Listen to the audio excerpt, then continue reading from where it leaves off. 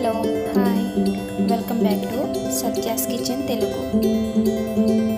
Today video వచ్చేసి మజ్జిగ వడలు ఎలా చేయాలో చూపిస్తున్నానండి. Summer special.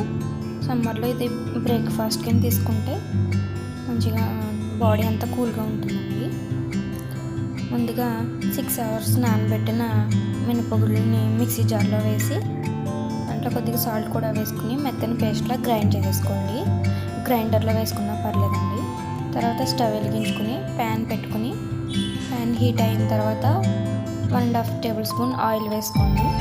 ఇందులో 1 స్పూన్ జీలకర్ర, 1 స్పూన్ ఆవాలు, 1 స్పూన్ శనగపప్పు, ఒక ఎండుమిర్చి, కొద్దిగా కరివేపాకు వేసుకొని ఒకసారి ఫ్రై చేసుకోండి. కొద్దిగా ఫ్రై అయిన తర్వాత చిటికెడు పసుపు కూడా వేసుకొని స్టవ్ ఆఫ్ చేసేసుకొని పక్కన పెట్టుకోండి.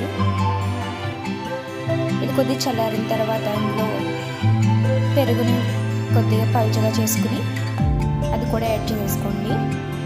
కొద్దిగా సాల్ట్ వేసుకుని పక్కన పెట్టుకోండి. తర్వాత స్టవ్ వెలిగించుకుని కడాయి పెట్టుకుని కడాయిలో ఆయిల్ వేసుకోండి. ఆయిల్ హీట్ అయిన తర్వాత వడలు వేసుకోండి. వడల్ని గోల్డెన్ కలర్ వచ్చే వరకు ఫ్రై చేసుకోండి.